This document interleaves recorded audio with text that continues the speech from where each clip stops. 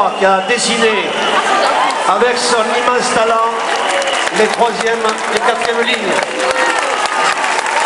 dans le prolongement de Garous et Bonnet. Mesdames et messieurs, je vous demanderai de réserver une ovation aux 2500 ouvriers qui ont réalisé la 3e et la 4e ligne. Ceux qui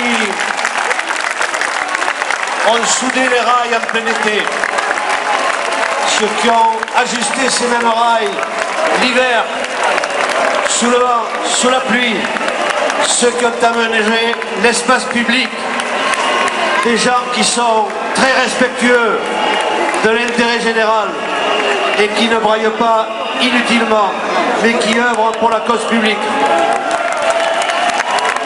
Je voudrais également saluer les 171 entreprises qui ont été dans le tamis de la réalisation de ce projet et qui ont permis de le mener à bien. Cette inauguration, elle marque 3 temps. Tout d'abord, un chantier important, un chantier qui se caractérise par ce que j'appelle l'effort et non pas la démagogie. Un effort partagé. Ce tramway, c'est votre tramway. Et il faut tout d'abord vous saluer pour votre patience, ainsi que les commerçants qui ont eu beaucoup de qualité, beaucoup de civilité à passer ces longs mois de travaux, de tracasseries, de proximité. Je tenais à vous réserver également ce moment de l'inauguration parce que vous l'avez largement mérité. Ce tramway, c'est 2 ans et demi de travaux et de patience. Mais pour quel résultat? Le tramway trace de nouvelles perspectives pour notre territoire. Il construit sa modernité, tout à fait à l'encontre de ce que j'entends à l'instant. Des Colelles à Juvignac, à travers l'éco-cité que nous avons participé et visité tout au long de la journée.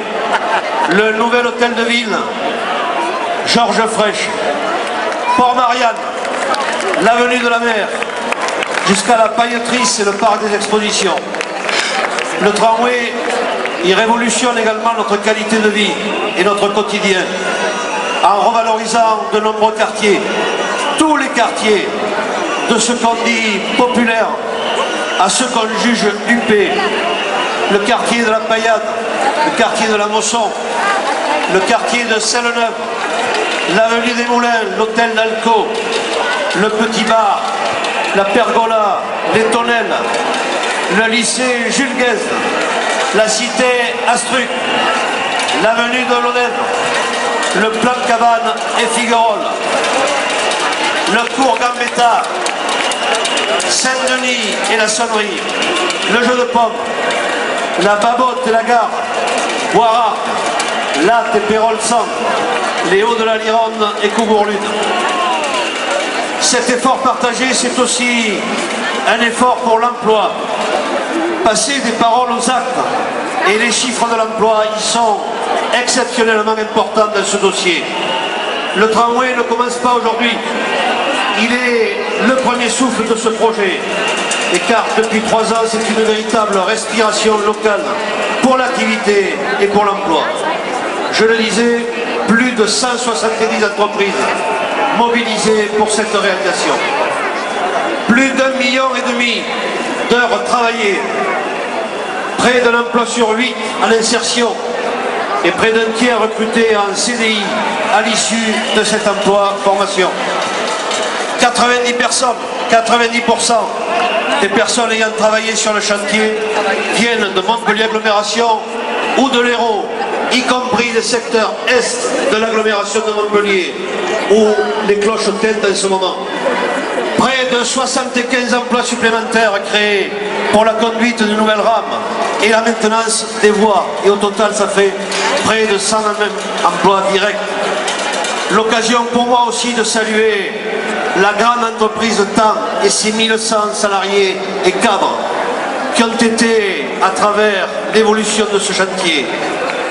les bons transmetteurs d'une formation de qualité pour le service public, pour vous tous, qui ont accepté et qui ont discuté un grand plan social valable pour 5 ans et qui aujourd'hui sont au rendez-vous du service public. Des actes plutôt que des paroles, disais-je. Au travers de tels projets, les collectivités sont dans le soutien concret aux entreprises et à l'emploi. Il faut cesser les effets de manche et se les remonter pour agir vraiment en partenaire et pas en sauveur. L'avancement des travaux pour donner de l'activité aux entreprises qui étaient frappées par la crise.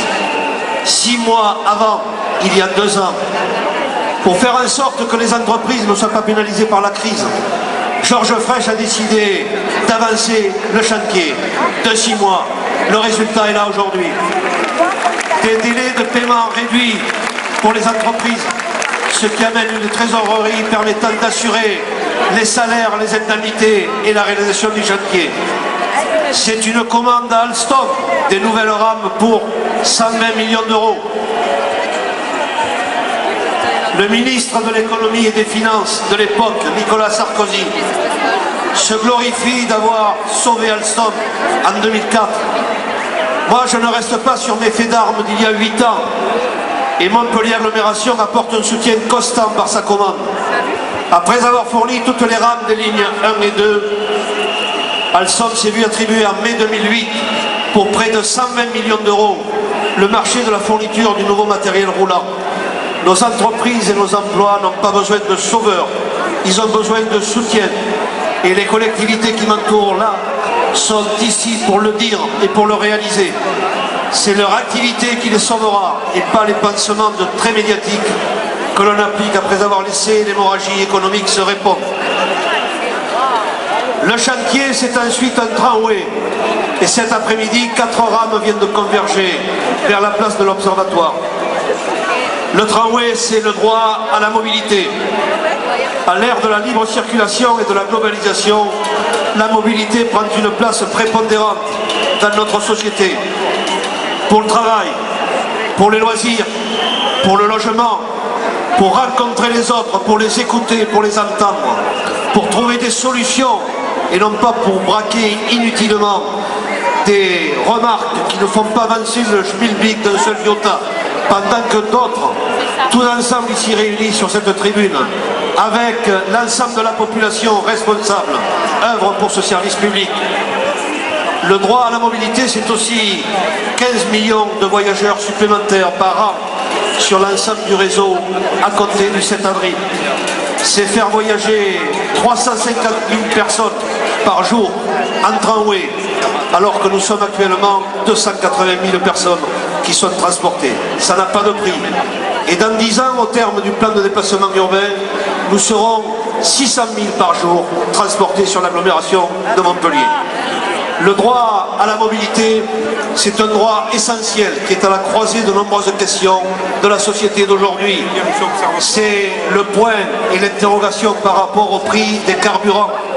C'est l'accessibilité pour les personnes handicapées que je salue, qui écoutent, qui participent avec nous à l'amélioration de la situation pour tous ceux qui sont victimes d'un handicap, qu'il soit sensoriel, auditif, moteur, ou les mamans avec leurs poussettes. C'est le déplacement domicile-travail et le conditionnement de l'emploi. C'est l'émancipation des jeunes et c'est l'autonomie des seniors. Ce tramway, au-delà de ce droit à la mobilité, c'est aussi un droit au service public. Un service public audacieux, avec des rames dessinées par Christian Lacroix. Un choix audacieux de l'agglomération. Une signature, une marque de fabrique, une véritable ADN. L'affirmation aussi d'une conception exigeante du service public.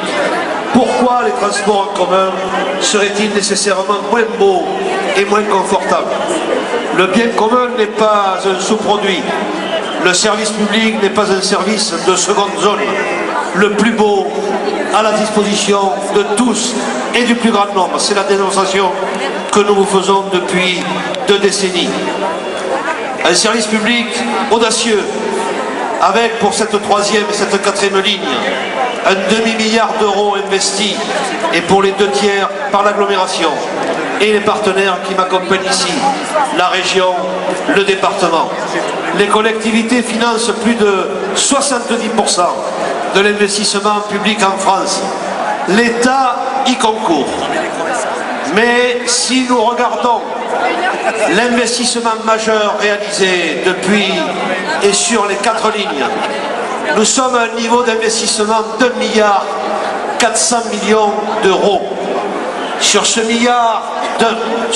montant de 1,4 milliard d'euros, l'agglomération a couvert l'équivalent d'1,050 milliard, c'est-à-dire 75% de l'investissement, soit 5 points de plus déjà que la moyenne des collectivités décentralisées en France par rapport à leur responsabilité en matière d'investissement. Quand j'y ajoute la participation de la région et la participation du département, nous sommes à 83% sur l'ensemble de ces 4 lignes, avec la région qui intervient au-dessus de 7%, le département 6,5%, 96 millions pour la région, 74 millions pour le département et le reste 170 millions par l'État. Voilà ce que réalise l'agglomération de Montpellier avec ses collectivités partenaires majeures. Et je les salue, car sans l'aide de la région, sans l'aide du département, malgré l'effort qu'on est allé chercher auprès de l'État, rien de ce qui est réalisé ne serait possible. Et déjà s'annonce la ligne 5, qui est en concertation et qui sera mise à votre disposition en 2017. Arrive aussi la ligne 6, et puis arrive la ligne 7 à travers l'extension de la ligne 2 à l'ouest et à l'est de la ligne existante. C'est un ensemble d'investissements intelligents qui est une arme contre la crise pour créer de l'activité au service de l'emploi, mais aussi pour préserver le porte-monnaie des ménages. Car ce sont toujours les plus pauvres qui trinquent quand le service public s'en va. Et ça m'amène à évoquer les questions de réseau. Le réseau, il répond à une certaine logique. Cette logique, avec ces 2 nouvelles lignes, elle nous permet de basculer dans la modernité. Celle d'une logique de réseau, bien ensemblée, adaptée à notre envergure métropolitaine. Nous dépassons la simple réponse administrative à un besoin plus important pour embrasser une vision prospective. L'avenir, c'est celui de la jeunesse, c'est celui de l'image qu'on veut donner à ce territoire. L'avenir, c'est celui de la confiance dans des lendemains où les jeunes vont pouvoir s'investir, participer à ces technologies, en être les acteurs directs. Je tenais, à ce stade de mon propos, saluer 2 personnes qui sont sur la tribune et qui ont œuvré remarquablement pour faire passer ce message. C'est tout d'abord Robert Subra ainsi que Serge Florence. Pourquoi je tiens à évoquer l'œuvre de patience, de tissu qui les a concernés? Parce qu'il a fallu discuter avec le commerçant, discuter avec celui ou celle qui avait un garage qui débouchait mal sur le